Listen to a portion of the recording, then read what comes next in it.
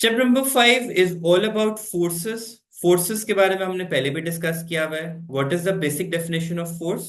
Push and pull on an object.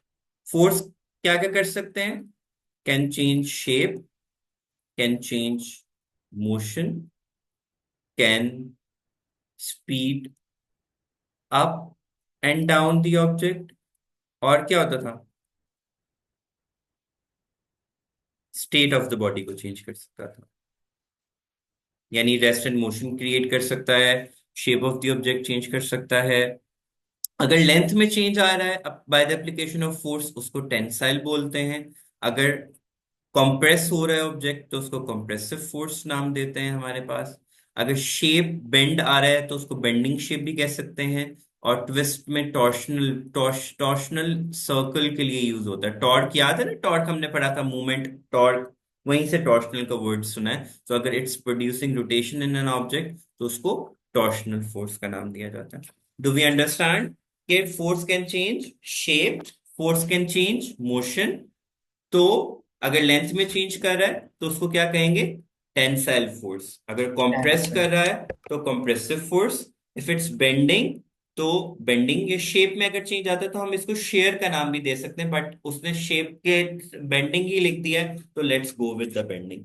अब जब भी फोर्स अप्लाई करते हैं हम किसी भी ऑब्जेक्ट के ऊपर, वी नो कि these following things could occur. But what if I ask you कि आई हैव अ स्प्रिंग, मैंने अभी उसके ऊपर कोई भी फोर्स अप्लाई नहीं किया हुआ, ठीक है? तो जो उसकी लेंथ होगी that would be the original length. Okay. जब मैं उसके ऊपर फोर्स अप्लाई करूंगा, कोई वेट हैंग करूंगा, तो उसमें क्या प्रोड्यूस होगा? उमर? सर वो एक्सटेंशन होगी लेंथ की। हाँ, उसमें लेंथ क्या होगी? इंक्रीज होगी।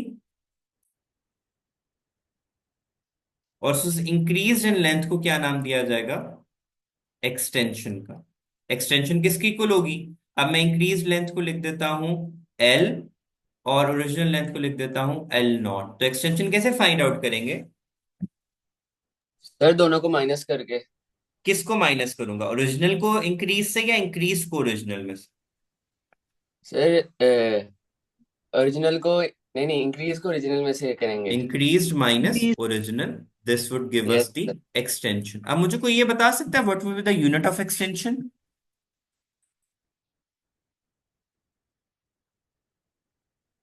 What is the unit of extension? Sir centimetre. Obviously distance है तो उसका यूनिट क्या होगा? सेंटीमीटर्स और metres. Do we understand what extension is everyone?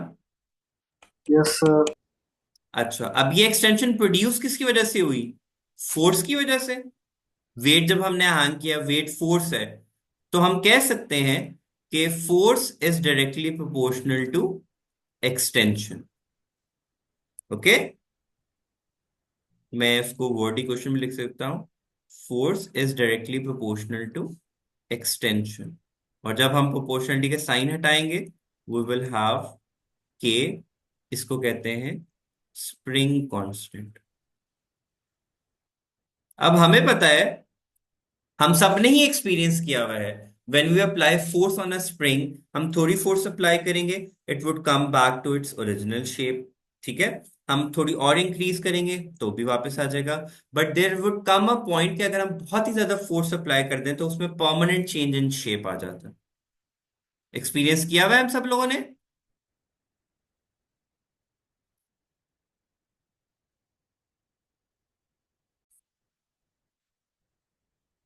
So the point, या पॉइंट या the force, the maximum force the object can endure without permanent change in shape is known as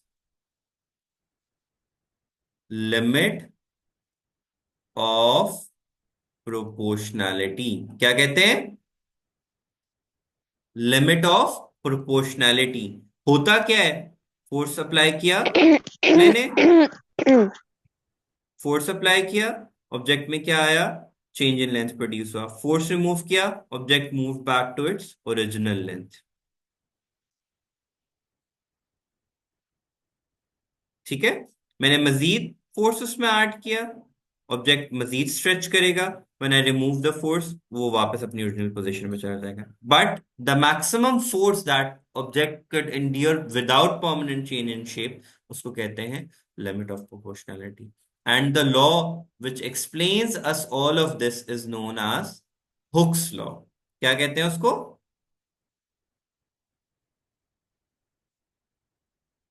what do we call it?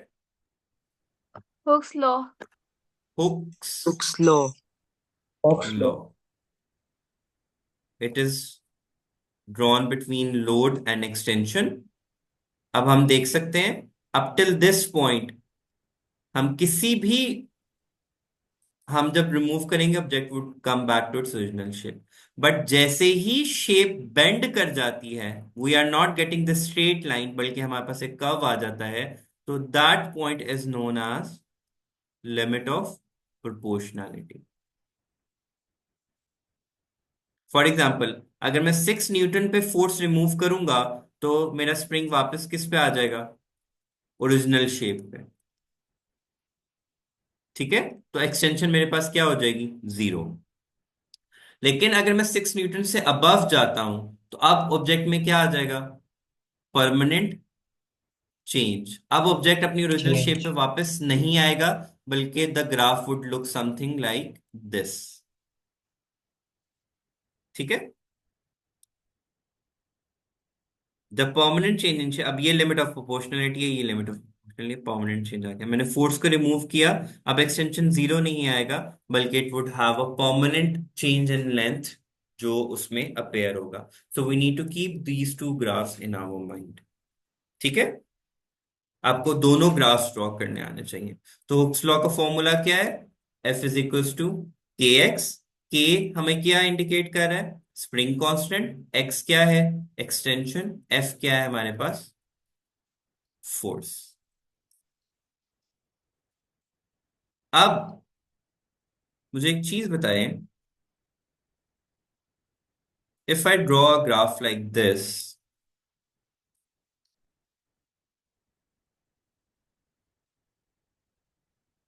ऐसे A and B, forces apply किया मैंने दोनों के ऊपर, ठीक है, और उसके अगेंस्ट एक्सटेंशन प्रोड्यूस हुआ है। विच स्प्रिंग जो है वो सबसे ज्यादा एक्सटेंड हुआ है, स्प्रिंग ए या B. Spring B? B sir. Spring B. B. For equal amount of force extension किस में ज्यादा प्रोड्यूस हुई है? Sir B में. सर बी में। मैंने ना उसकी वो गलत कर दी है, I have to draw like this. For equal amount of force extension, यहाँ पे एक्सटेंशन मैं यहाँ पे ड्रॉ कर देता हूँ। अब देखो, मैं ये लाइन लेके आता हूँ, इसकी फोर्स की वैल्यू क्या बनेगी, सपोज 10, इसकी फोर्स की वैल्यू क्या बनेगी, 2 न्यूटन।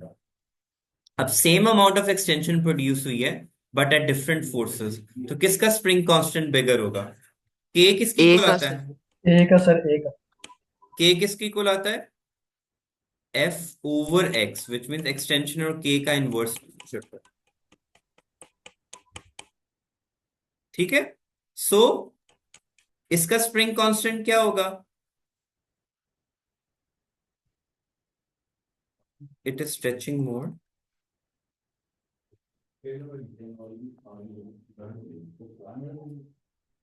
it stretches less, तो इसका के क्या होगा, बिगर, अकॉर्डिंग टू द फॉर्मूला। और इसका के क्या होगा, स्मॉलर।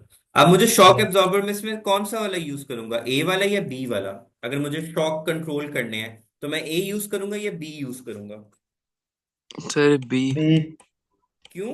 क्योंकि वो लार्जर फोर्स पे जाके एक्सटेंशन लार्जर हमें फोर्स देगा। तो पे हमारी वो जो कार्स के अंदर और बाइक्स के अंदर जो शॉक एब्जॉर्बर्स लगे हुए होते हैं, उसमें हमने देखा है कि बहुत थिक स्प्रिंग्स लगे हुए होते हैं, so they control the stability of the object. So for if we want to control the shaking of the object, तो हम वहां पे स्प्रिंग्स यूज करते हैं। तो के कांस्टेंट का नॉलेज होना इज इंपॉर्टेंट। सो इफ के इज बिगर, एक्सटेंशन हमारे पास क्या होगी?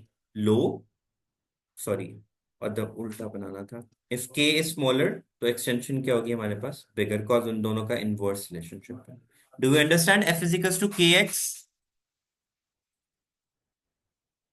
Do you understand Hooke's law? Hooke's law क्या है? F is equals to K X. वो किस पे अप्लाई होता है? स्प्रिंग्स पे अप्लाई होता है। एक्सटेंशन का फॉर्मूला किसके इक्वल होता है? Change in length minus original length. जैसे अब इसमें आओ आप लोग जरा, यहाँ टेबल भी बना हुआ है, ठीक है। इसकी एक्सटेंशन क्या है? 0। इसकी एक्सटेंशन क्या आएगी? इन दोनों को माइनस करें तो क्या आंसर आएगा? 81 एंड 75।